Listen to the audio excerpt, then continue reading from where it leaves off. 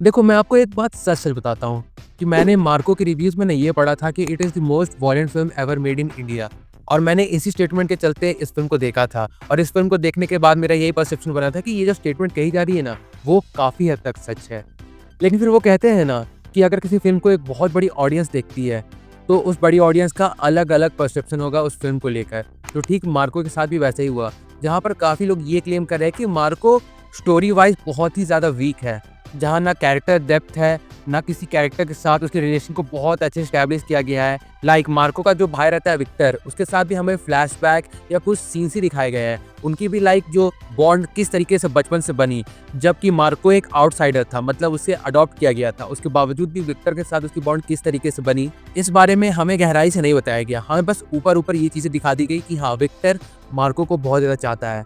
तो कुछ हद तक तो मैं भी ऐसे लोगों के साथ एग्री कर रहा हूँ जो इस बात पर इस फ़िल्म को पॉइंट आउट कर रहे हैं। लेकिन फिर मैं सोचता हूँ कि मैंने जितने भी रिव्यूज़ पढ़े थे, मोस्टली जो मार्को के लाइक सपोर्ट में थे या उसे प्रेज़ कर रहे थे, उसमें एक बात का ज़िक्र सबसे ज़्यादा था और वो यही था कि ये film the most violent film है। तो मैंने इस फ़िल्म को उसी परसेप्शन से देखा था और इस फ़िल्म ने मुझे उस परसेप्शन में इम्प्रेस किया। क्योंकि जब मैं इस फ़िल्म को देखने के लिए बैठा ना, मेरे दिमाग में यही थॉट था कि मुझे बहुत ज़्यादा खून-खराबा देखना है। मुझे नहीं परवाह कि इस फ़िल्म की स्टोरी कितनी ज़्यादा डीप होने वाली है, कितनी ज़्यादा उसके कैरेक्टर्स के बीच लाइक हमें लीड एक्टर के थ्रू रिलेशनशिप को एस्टैब्लिश करते हुए दिखाया जाएगा। मुझे इन सब चीज़ों से कोई मतलब नहीं था। मैं आया था खून-खराबा देखने और इस फ़िल्म ने वो चीज़ दिखाया है। और देखो, ये जो डिफरेंशिएशन होता है ना कि एक फ़िल्म को एक स्टोरी वाइज़ या फिर वो फ़िल्म जो क्लेम कर रही है उसके वाइज़ देखने का, उसके बीच में एक बहुत ही ज़्यादा थिन लाइन होती है।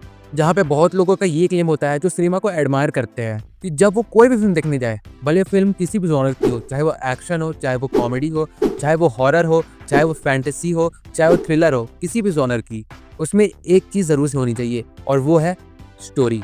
और जहाँ तक हम मार्को की स्टोरी जानते हैं तो वो बहुत ही ज़्यादा लीनियर है, वो कुछ भी छुपा कर नहीं रखती है। हमें स्टार्टिंग से बता दिया जाता है कि एक फैमिली है जो कि गोल्ड की स्मगलिंग का बिज़नेस करती है और उसी बिज़नेस में एक पार्टनर रहता है जिसका एक भाई इस गोल्ड स्मगलिंग वाली चीज़ से लाइक ऐतराज़ कर रहा होता है, तो उसका अपना भाई उसे मरवा देता है किसी और के थ्रू और इस चीज़ के बारे में विक्टर को पता रहता है और इसी चीज़ का भुगतान विक्टर को अपनी जान गंवा के करना पड़ता है।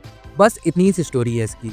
उसके बाद हमें पता चलता है कि विक्टर कोई ऐसा-वैसा आदमी नहीं था, विक्टर मार्को का भाई था और मार्को कौन है? Marco is a very, very wrong person. और जब मैंने फ़िल्म में ये डायलॉग सुना था ना एक बच्चे के थ्रू कि Marco is a very, very wrong person, तो मैंने सोचा था कि हाँ, चलो हमें ये बता दिया गया है इस सिंगल लाइन से कि मार्को कोई गॉडली फिगर नहीं है, उससे सिम्पैथाइज़ करने की हमें कोई ज़रूरत नहीं है, वो एक विलेन है और उसे उसी पॉइंट ऑफ व्यू के थ्रू दिखाया जाएगा हमें। और आगे ये जो विलेन वाला आर्क है ना मार्को का, वो एस्टैब्लिश भी होता है, जहाँ पर मार्को के साथ फ़िल्म के लास्ट 30 मिनट्स में बहुत ही ज़्यादा बुरा होता है, जो हम कभी सोच नहीं सकते। लाइक मैं आपको एक एग्ज़ाम्पल देता हूँ, ठीक? आप एक फ़िल्म देख रहे हो, ठीक ना? उसमें जो हमारा लीड एक्टर है, वो बहुत ही ज़्यादा अपनी परिवार की परवाह करता है, उसके लिए उसकी फैमिली सबसे ऊपर है, ठीक? अब मान लो उस फ़िल्म से स्टार्टिंग में हमें ये दिखाया गया है कि वो बंदा बहुत ही ज़्यादा पावरफुल है, वो कुछ भी कर लेगा लेकिन अपनी फैमिली को कुछ भी नहीं होने देगा। लेकिन फिर फ़िल्म के आगे में जब एक सीन आता है, ओके? मैं एग्ज़ाम्पल के थ्रू बता रहा हूँ और उसकी फैमिली को कोई मारने आया हुआ होता है, तो आपको क्या लगेगा कि एक ऐसा पॉइंट दिखाएगा डायरेक्टर जहाँ पर एक इंसान की फैमिली के किसी मेंबर को मारने जा रहा है और उसी पॉइंट पे हीरो की एंट्री होगी, है ना? हमारा जो टिपिकल माइंड है वो यही सीन सोचेगा। लेकिन मार्को में इसके जस्ट अपोज़िट दिखाया गया है। मार्को में हमें वो सब दिखा दिया गया है जो हम अपने वाइल्डेस्ट ड्रीम में भी कभी इमेजिन नहीं कर सकते थे। देखो, मैं यहाँ पे थोड़ा-सा स्पॉइलर देने वाला हूँ, तो अगर आप चाहो तो आप इस पार्ट को थोड़ा-सा स्किप कर सकते हो। तो देखो, आगे ये होता है कि मार्को के सामने उसकी पूरी फैमिली को मार दिया जाता है। यहाँ तक कि छोटे-छोटे बच्चों को भी नहीं बख्शा जाता है। किसी के सर को सिलेंडर से फोड़ दिया जाता है, किसी बच्ची को फांसी पे लटका दिया जाता है, घर की औरतों के मुँह फाड़ दिए जाते हैं and God nose what not. और इसी सीन को देखने के बाद मैंने ये मान लिया था कि हाँ, ये जो स्टेटमेंट है कि Marco is a very violent film, ये बात सच है। मतलब लोग इस बात को एक्ज़ैजरेट करके नहीं बता रहे हैं। और मैं सच बता रहा हूँ, जब मैं इस सीन को देख रहा था ना, तो मेरे दिमाग में 2 तरह के थॉट चल रहे थे कि पहले कि हाँ, इस फ़िल्म ने जो प्रॉमिस किया उसी को डिलीवर किया और दूसरा कि डायरेक्टर ने ऐसी चीज़ के बारे में सोचा क्यों? कि हमें स्टार्टिंग से बताया गया है कि कुछ भी हो जाए, मार्को अपनी फैमिली को कुछ नहीं होने देगा। लेकिन फिर में फ़िल्म के आगे में ये दिखाया जाता है कि मार्को किसी को नहीं बचा पाया। वो वहाँ पे बैठा हुआ है, घायल है, उसके शरीर से खून बह रहा है और उसके पूरे फैमिली को उसकी आँखों के सामने ख़त्म कर दिया जाता है।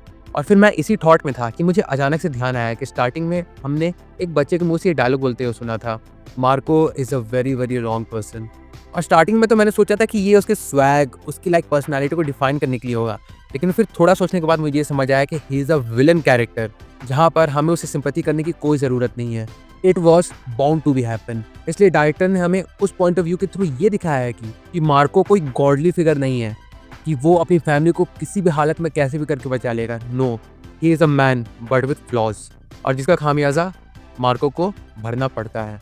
हाँ भाई, फिल्म के एंड में हम और थोड़ी ज़्यादा मारपीट देखते हैं, जहाँ पर बहुत ही ज़्यादा गोर, ब्लड एंड वॉयलेंस रहता है। लेकिन उससे पहले ये जो सीन आया था जिसमें ये सारी चीज़ें दिखाई गई थी और जिस तरीके का बिल्डअप दिया गया था, वो डेफिनेटली वर्थ इट था। अब चलो, इतना बोलने के बाद मैं उस पॉइंट पर भी आता हूँ जिस पे बहुत लोगों का ओपिनियन चेंज होते जा रहा है। तो देखो, हाँ, मैंने पहले भी कहा था और मैं अभी भी बोल रहा हूँ कि हाँ, इस फिल्म की स्टोरी ना के बराबर है। ये एक बहुत ही लीनियर, बहुत ही स्ट्रेट फॉरवर्ड कहानी है, जो कि प्योर रिवेंज ड्रामा है, जिसमें हमें थोड़े मोड़े ट्विस्ट देखने को मिल सकते हैं, लेकिन if you are waiting for a big surprise, तो वो ये फिल्म आपको नहीं देती है। अगर आप अपने माइंड में ये बना के जा रहे हैं कि हमें ब्लड और वॉयलेंस देखने को मिलेगा, उसके साथ साथ हमें लाइक सलार या फिर एनिमल की तरह स्टोरी भी दिखाई जाएगी, तब आप डिसअपॉइंट हो सकते हो। लेकिन अगर आप मेरी तरह अपनी माइंडसेट ये बना के जाओ कि मैं एक बहुत ही ज़्यादा खून खराबा वाला फिल्म देखने जा रहा हूँ, तो डेफिनेटली आप डिसअपॉइंटेड नहीं होगे। और हाँ, मुझे एक बात और याद आई कि इस फिल्म में रोमांटिक पार्ट को ना बहुत ही ज़्यादा मिनिमम टाइम दिया गया है, जो कि एक बहुत ही अच्छा डिसीजन था, क्योंकि हमने कितनी ही सारी ऐसी फिल्में देखी है, चाहे वो एनिमल हो, चाहे वो किल हो, या फिर वो हॉलीवुड की जॉन विक तरह की फिल्म हो। उन सारी फिल्मों में फीमेल इंटरेक्शन ज़रूर रहता है, और उनकी डेथ के साथ या फिर उनके बिट्रेयल के साथ या फिर उन्हें खुद धोखा देकर फिल्म अपनी कहानी में आगे बढ़ती है। लेकिन इस फिल्म में रोमांटिक पार्ट को इंक्लूड तो किया गया है, लेकिन वो बहुत ज़्यादा इंपॉर्टेंट नहीं रहता है। एंड मेरे हिसाब से ये काफ़ी अच्छा डिसीजन था कि इस चीज़ को ज़्यादा टाइम नहीं दिया जाए, क्योंकि जब भी ऐसी चीज़ों का इंक्लूजन होता है ना ऐसी फिल्मों में, तो जो फिल्म का ओवरऑल गोल होता है ना, वो थोड़ा भटक जाता है, या फिर उस पार्टिकुलर पार्ट को लेके लोगों का ओपिनियन बहुत ही ज़्यादा ड्रास्टिकली चेंज हो जाता है। फॉर एग्जाम्पल, आप एनिमल मूवी को कंसिडर करो, ठीक ना।